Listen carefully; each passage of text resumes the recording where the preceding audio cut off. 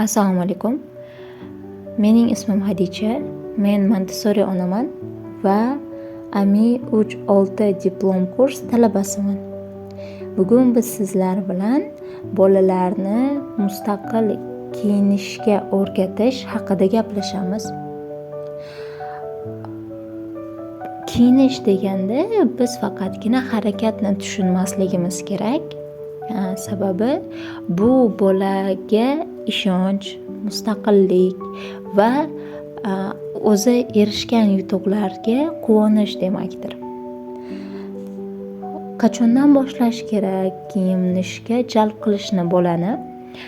Chaqaloqligidan boshlab siz farzandingizga ana bu seni qo'lqopching, buni qo'lingga kiyamiz, ana birinchi qo'lingga kiydik, endi ikkinchisiga degan so'zlar bilan kiyinish jarayonini gapirib berishingiz mumkin va bu bolani nafaqat ma'no va harakatni bog'lashga yordam beradi, balki so'z boyligini ham ancha ko'paytiradi.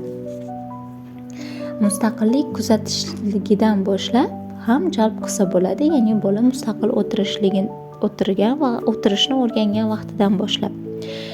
Xo'p, bola mustaqil o'tirishni o'rganganida siz boladan, ya'ni bolaga yordam berishingizni aytishingiz mumkin.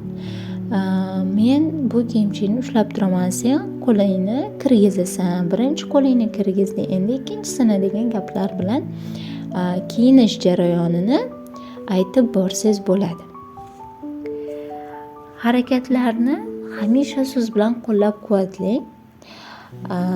Sababi bu bolaga harakatlar ketma-ketligini eslab qolishga, jarayonga jalb qilinishiga, e'tiborli bo'lishga yordam beradi.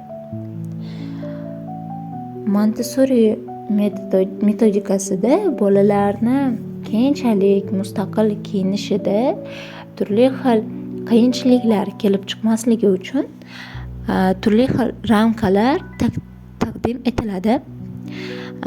Ramkalarda tugma, zamok, shnurovka va turli xil qadash moslamalari bo'ladi.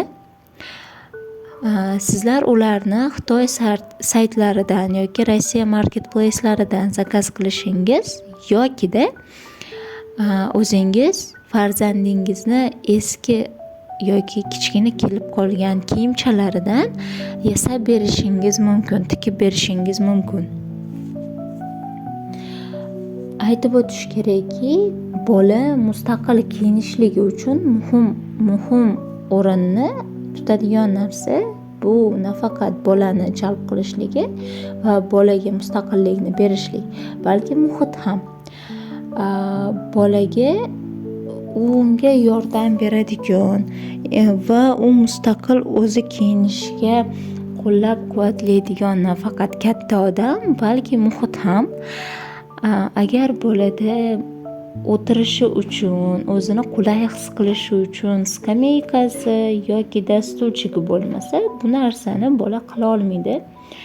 Shuning uchun ham yokida o'zini bo'yiga mos bo'lmagan shkaf bo'lmasa, kiyimlari tartib bilan va ozroq miqdorda turmasa, bu bolaga xalaqit beradi. Shu sababdan ham bolaga o'zini bo'yiga mos shkaf yokida tortmani yashiklariga bolani kiyimlarini joylashtirishingiz, undan tashqari uni oldiga stulchikni qo'yishingiz, bola mustaqil kelib tortmadan yoki shkafidan kiyim o'zi xohlagan kiyim, oz miqdordagi kiyimlardan 3-4 dona kiyimlardan toddler sinfda, ya'ni 3 yoshgacha bo'lgan bolalarda bu 2 yo 3 donadan tanlov beriladi va ulardan tanlab bittasini o'zi borib stulchigiga o'tirib ularni kiyish imkoni bo'lishi kerak muhitda. Turli xil o'zini bo'yiga mos bo'lgan ilgichlar ham bolaga ko'plab mushkulini oson qiladi. Bolaga hamisha siz tomondan ishonch va hurmat muhim. Bola qayerdadir xato qilsa, kiyimini teskari kiysa ham uni urishmang va fikrini qilgan ishini qo'llab-quvvatlang. Hech qachon baholamang. Sen noto'g'ri qilding, men senga to'g'ri kiyishni ko'rsataman degan gaplarni aytmang. Mayli qo'ying, siz namuna bo'ling, siz to'g'ri kiyinishni ko'rsating, lekin sen mana bu joyda xato qilding degan gapni aytmang. U bola tushkunlikka tushib qoladi. Shu sababdan ham bolaga 1-2 marta namuna bo'lsangiz, u o'zini opiti orqali yetib keladi bu narsaga. Va yetib kelmagan taqdirda siz aytishingiz mumkin, men senga yordam beraman. Qara, nimamiz boshqacha turibdi. Bulari ichkarida bo'lishi kerak deb yana bir marta eslatma sifatida tushuntirib o'tishingiz mumkin. Ya'ni boshida siz namuna bo'lib to'g'ri kiyinishni o'rgatdingiz, u xato qildi. Xatosi orqali ham, o'zini opiti orqali ham, tajribasi orqali ham to'g'ri natijaga yetisha olmadi va siz unga bir necha marta urinishlardan so'ng to'g'ri variantini taklif qilishingiz mumkin. Xo'p. Agar bola ulg'aygan bo'lsa-yu, lekin siz shu paytgacha jalb qilmagan bo'lsangiz, bolaga sen endi katta bo'lding, sen o'zing kiyinishing kerak, men senga boshqa kiyimingni kiydirmayman, o'zing kiy degan gaplarni aytmasligingiz kerak. Faqatgina aytishingiz mumkin, qara, sen juda ham ko'p ishlarni qilishingni men bilyapman, sezyapman. Juda ham ko'p ishlar qila olyapsan. Mana bu kiyinishni ham qila olasan, uddalaysan. Kiyinib ko'ramiz degan gaplarni aytishingiz mumkin va bu bolaga ham dalda bo'ladi. Ham bola o'ziga ishonchi ortishi orqali kiyinishga ruhiyati ko'tariladi. Xo'p. Bolaga kiyinish oson bo'lishligi uchun, ya'ni maykani, futbolkani ustidan kiyib olmasligi uchun namuna sifatida kartochkalar qilib bersangiz bo'ladi.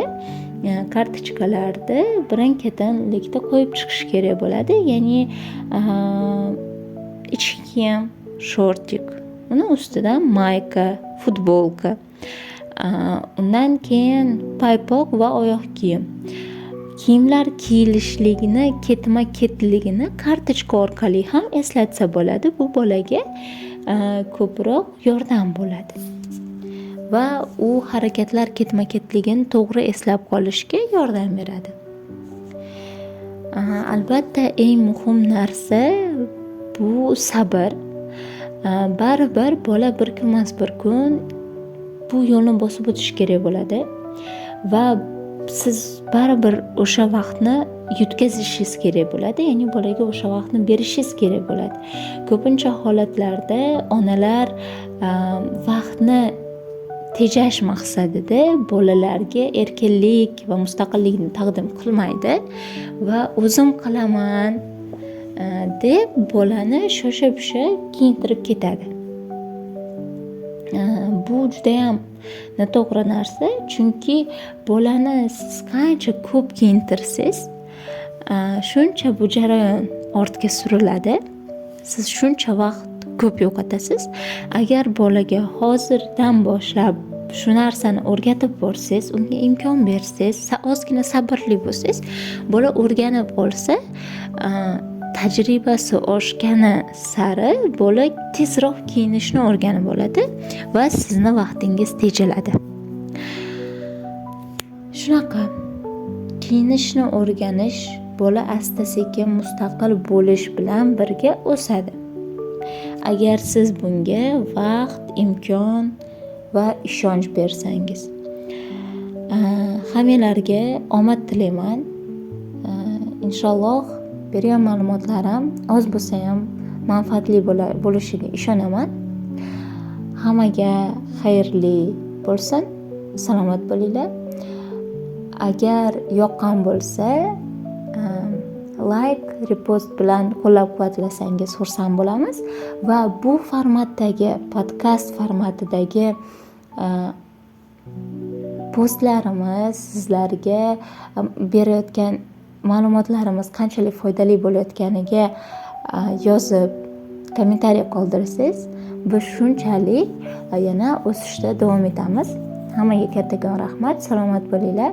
Farzandinglar bilan yaxshi katta bo'linglar, o'sib rivojlaninglar. Sizlar bilan Montessori haqida Xadicha bo'ldi.